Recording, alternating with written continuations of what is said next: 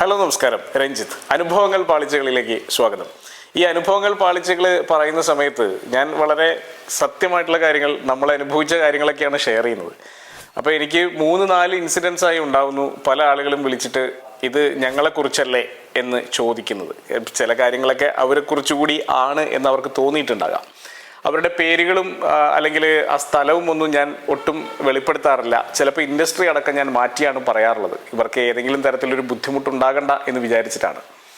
ഒരു കാര്യം കൃത്യമായി ഞാൻ പറഞ്ഞു വെക്കാൻ ഉദ്ദേശിക്കുന്നത്, ഇത്തരത്തിലുള്ള അനുഭവങ്ങളെല്ലാം ഞാൻ ഷെയർ ചെയ്യുന്നത് ആരെങ്കിലും മോശമാക്കാനോ ചെറുതാക്കാനോ ഒന്നും വേണ്ടിയല്ല. പക്ഷെ ബിസിനസ്സുകാർക്ക് കൃത്യമായിട്ട് പ്രാക്ടിക്കലായിട്ട് ചില നോളജ് എത്തിക്കണമെന്ന് തോന്നുന്നത് കൊണ്ട് തന്നെയാണ്. തീർച്ചയായിട്ടും ഇത് നമ്മൾ കടന്നു പോകുന്ന വഴികളിലൂടെയുള്ള വലിയ അനുഭവങ്ങൾ തന്നെയാണ്. ഈ അനുഭവങ്ങൾ ഞാൻ ഷെയർ ചെയ്തുകൊണ്ടേയിരിക്കും. ഇന്ന് ഞാൻ വളരെ ഇൻട്രസ്റ്റിംഗ് ആയിട്ടുള്ള മറ്റൊരു അനുഭവമാണ് ഷെയർ ചെയ്യുന്നത്. ഞാനൊരു ട്രെയിനിങ്ങിന് പോയപ്പോൾ, ഞാനൊരു ട്രെയിനർ കൂടിയാണ് എന്ന് നിങ്ങൾക്ക് അറിയുന്നുണ്ടാവും, കോർപ്പറേറ്റ് ട്രെയിനറാണ്. അപ്പോൾ അതുകൊണ്ട് തന്നെ വളരെ സ്പെസിഫിക്കായി റിസൾട്ട് ഓറിയൻറ്റഡ് ആയിട്ടുള്ള ട്രെയിനിങ്ങുകളാണ് നമ്മൾ ചെയ്യുന്നത്. അത്തരം ഒരു ട്രെയിനിങ്ങിന് വേണ്ടി ഒരു ക്ലയൻറ്റിൻ്റെ അടുത്ത് പോയപ്പോൾ, ഞാൻ സ്ഥലവും രാജ്യവും ഒന്നും പറയുന്നില്ല, ഒരു ട്രെയിനിങ്ങിന് വേണ്ടി ഞാൻ പോവുകയാണ്. അപ്പോൾ അതൊരു മാനേജ്മെൻറ്റ് ട്രെയിനിങ് ആണ്.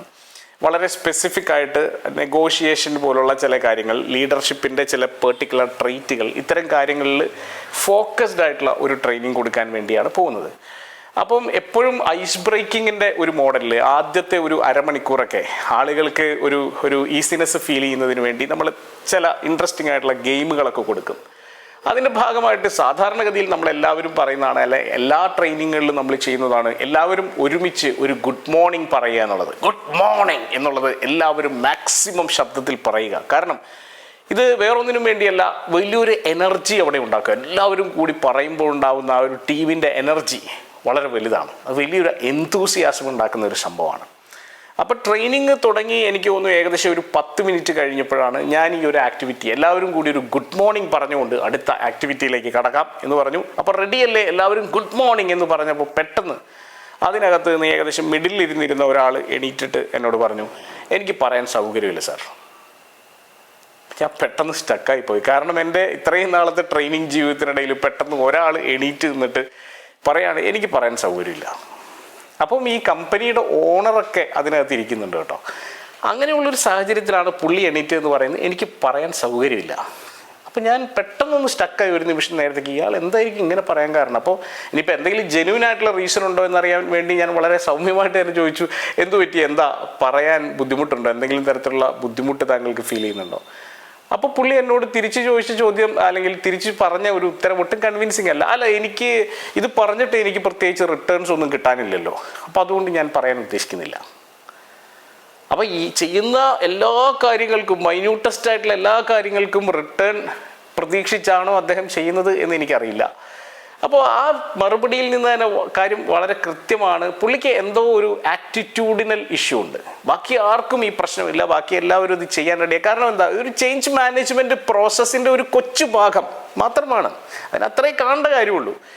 അതിന് പോലും ഒരു ഗുഡ് മോർണിംഗ് പറയാൻ പോലും തയ്യാറാവാത്ത ഒരു എംപ്ലോയി, അതും ഇത്രയധികം ടീംമേറ്റ്സിൻ്റെ മുന്നിൽ വെച്ച്, ഓണറുടെ മുന്നിൽ വെച്ച് എണീറ്റ് നിന്ന് ഇത് പറയുകയാണ്. വളരെ ക്ലിയറാണ്. അപ്പം ഞാൻ മറ്റുള്ള ആളുകളെ നോക്കുന്നുണ്ട്. അപ്പോൾ ചില ആളുകളൊക്കെ അങ്ങോട്ടും ഇങ്ങോട്ടും ഇങ്ങനെ ചെറുതായി എന്തൊക്കെയോ പറയുന്നുണ്ട്.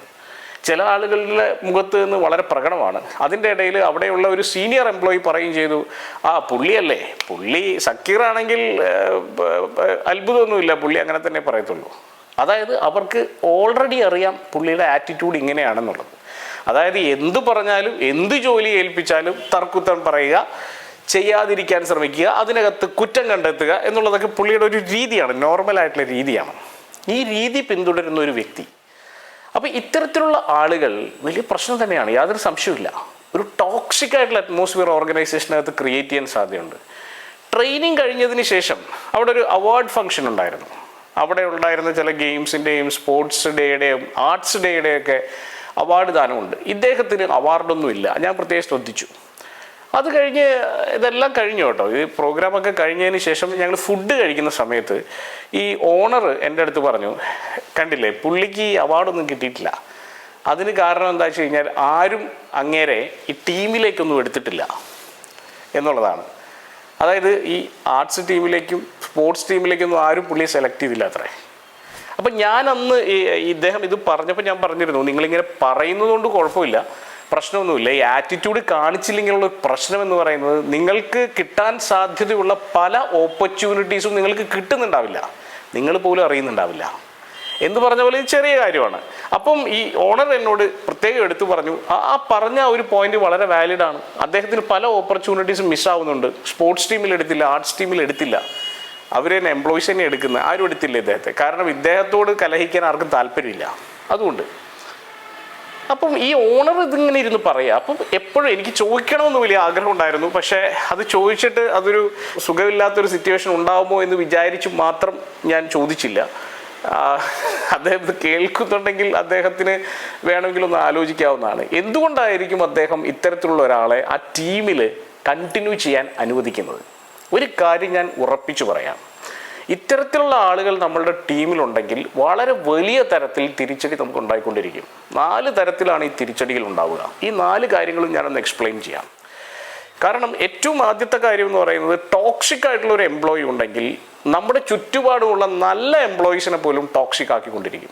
അവരുടെ മൈൻഡിനകത്ത് കമ്പനിക്കെതിരായിട്ട് ഒരു വികാരം ഇയാൾ ഉണ്ടാക്കും. കമ്പനി എടുക്കുന്ന തീരുമാനങ്ങൾക്കെതിരെ, നല്ല പോളിസി ആണെങ്കിൽ പോലും അതിൻ്റെ ഏതെങ്കിലും ഒരു മോശം കാര്യം കണ്ടുപിടിച്ച് അതിനെ പ്രൊജക്റ്റ് ചെയ്ത് ഇഷ്യൂസ് ഉണ്ടാക്കാനുള്ള സാധ്യത കൂടുതല. ചുരുക്കി പറഞ്ഞാൽ കമ്പനിയിലുള്ള ടോട്ടൽ വൈബിനെ, അറ്റ്മോസ്ഫിയറിനെ ബാധിക്കാൻ സാധ്യതയുണ്ട് ഇങ്ങനത്തെ ആളുകൾ. രണ്ടാമത്തെ കാര്യം, അത് ഡയറക്റ്റായിട്ട് പ്രൊഡക്ടിവിറ്റീനെ അഫക്റ്റ് ചെയ്യും. എനിക്ക് ഉറപ്പുണ്ട് ഇദ്ദേഹം ഇയാളെ പിടിച്ചു വെക്കാനുള്ള കാരണം ഇയാൾ ചിലപ്പോൾ സ്കിൽഡ് ആയിട്ടുള്ള എംപ്ലോയി ആയിരിക്കും. അപ്പം മിക്ക ഓൺട്രപ്രണേഴ്സും വിചാരിക്കുന്നത്, അയ്യോ ഒരാളെ കളഞ്ഞാൽ പിന്നെ വേറൊരാളെ കിട്ടാൻ വലിയ ബുദ്ധിമുട്ടല്ലേ, ഇത്രയും സ്കില്ലുള്ള ഒരുത്തരെ എങ്ങനെയാണ് കിട്ടുക, ആറ്റിറ്റ്യൂഡൊക്കെ കുറച്ചങ്ങ് സഹിച്ച് കളയാം, ഇതാണ് ധാരണ. പക്ഷെ ഒരു കാര്യം കൃത്യമായി മനസ്സിലാക്കിക്കോളൂ, നിങ്ങൾ ഇതിനെ ഫൈനാൻഷ്യൽ ടേംസിലേക്ക് മാറ്റി എഴുതി നോക്കിക്കോളൂ, നിങ്ങൾക്ക് ആക്ച്വലി നഷ്ടം സംഭവിച്ചുകൊണ്ടിരിക്കുന്നുണ്ടാവും, ഉറപ്പാണ്. കാരണം എന്താ, അയാളുടെയും ചുറ്റുമുള്ള ആളുകളുടെയും അവിടെയുള്ള പല ടീമുകളുടെയും പ്രൊഡക്ടിവിറ്റിയെ പിടിച്ച് താഴോട്ട് വലിക്കുന്നുണ്ടാവും. ഇയാളുടെ കമൻസ് കാരണം, ഇയാളുടെ ഇടപെടൽ കാരണം ഇയാൾ പല ഡിസിഷൻസ് ഡിലേഡ് ആക്കുന്നുണ്ടാവും. ഇയാൾ നിങ്ങളുടെ പല പോളിസികൾക്കും തുരങ്കം വയ്ക്കുന്നുണ്ടാവും, നിങ്ങൾ അറിയുന്നുണ്ടാവില്ല.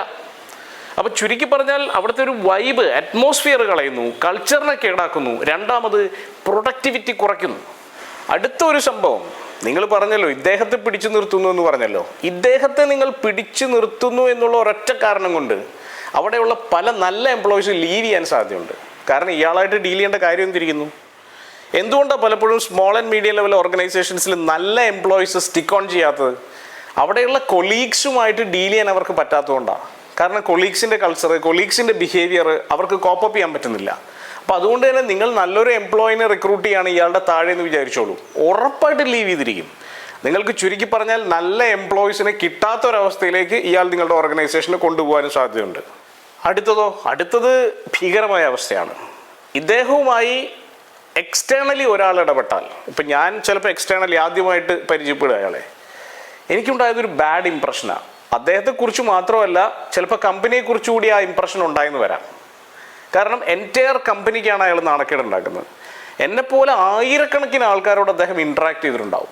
ഇത്രയും ആളുകളിലേക്ക് കമ്പനിയെക്കുറിച്ച് ബാഡ് ഇമേജ് ഓരോ ദിവസവും ഇയാൾ സ്പ്രെഡ് ചെയ്തുകൊണ്ടിരിക്കുക.